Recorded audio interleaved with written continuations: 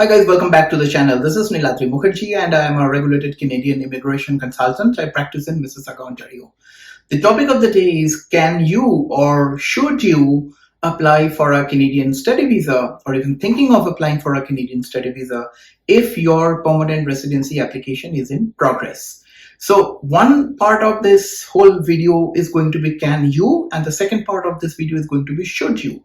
So if you just want to know whether can you apply for a Canadian study visa if your PR application, by which I mean even your PNP applications, are in process, the short answer to that question is yes, you can definitely try to apply for Canadian colleges. You can definitely lodge a study visa application without disrupting any part of your PR applications legally. There is absolutely no doubt about that. There is absolutely no question about that. You can definitely do that because the purpose of your study visa is your temporary intention, and the intention behind your PR applications are obviously your permanent intentions. Those two intentions should not collide. Those two intentions can be at the same time without disturbing one another. Sometimes clients ask me whether should I cancel my PR applications or whether the officers will come to know about my PR applications if my study visa applications is in process. Well, they will come to know about everything, but that's just absolutely fine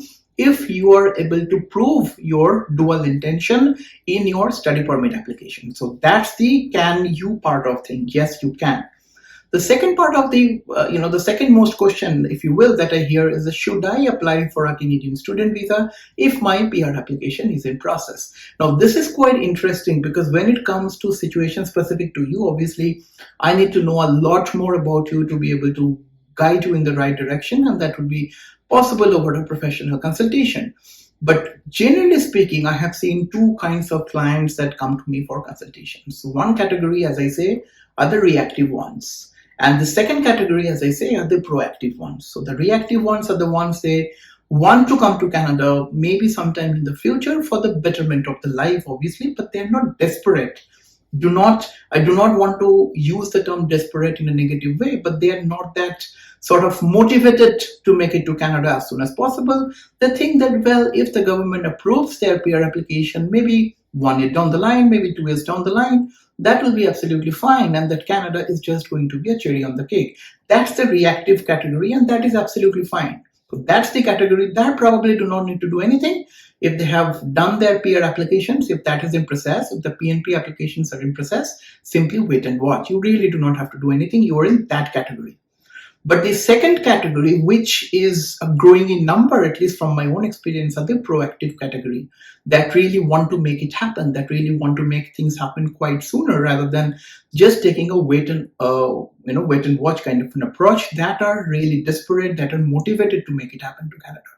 For them, if you have the monetary capacity as well, if you have your financial capabilities as well, at this point in time, the time we are recording this video, the month of the year that we are recording this video, it does make an absolute sense to apply for your Canadian study permits while your PR application is in process, because PR application these days, the average processing time for express entry and your PNPs are about 15 to 17 months. And I could tell you from my experience, those are the numbers just on paper. In reality, things may take even way longer. I don't want to discourage any of you to apply for your permanent residency, but at the same time, we have to take cognizance of the situation. And the situation is that many of us do not have the patience to wait for that long. Who knows what's going to happen to my life, maybe 15 or 17 months down the line, right? So that's the category that tend to apply more and more for the study visa. But the refusal rate, generally speaking, are way higher for those that have the PR application is in process, not because of the dual intention. The dual intention part is absolutely fine.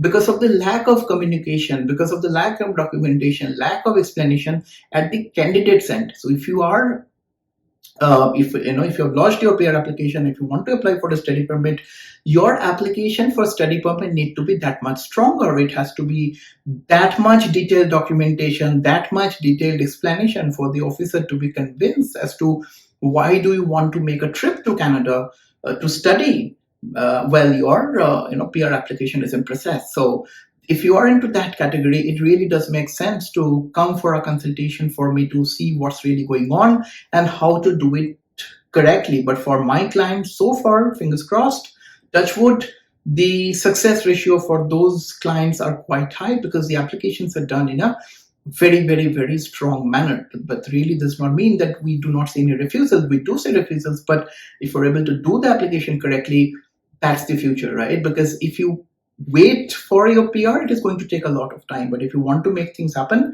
study permit followed by work permit, but then work permit is a different category altogether. For that, you have to have a job offer, which is not that easy to get even today. So study permit is the future of Canada, and I would say it's the present of Canada as well.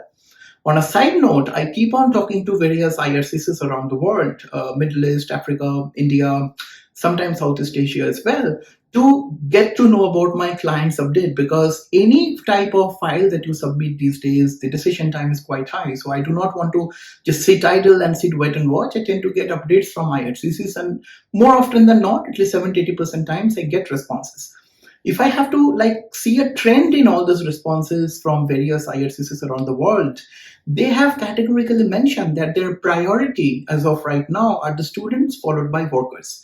And that is quite making sense, because that really is in line with the Government of Canada objective, is to have more and more people coming to Canada on a temporary basis, particularly as a student and worker, have them experience Canada, gain some kind of Canadian education, gain some kind of Canadian experience, and then see whether they want to apply for the permanent residency in future or not. Gone are the days where you just get an ITA, in the express entry system and come to Canada. So those are, it's a changing situation that we have to adjust to, and this is the reality. So in short, you can apply for a study permit, and if you are one of those proactive categories, you should apply for a study permit while your PR application in process. If you need professional assistance, please feel free to send an email, contact@nuvonation.ca, to schedule a consultation, and we'll be glad to help. Thank you, and I will see you in the next one, guys. Bye now. Cheers.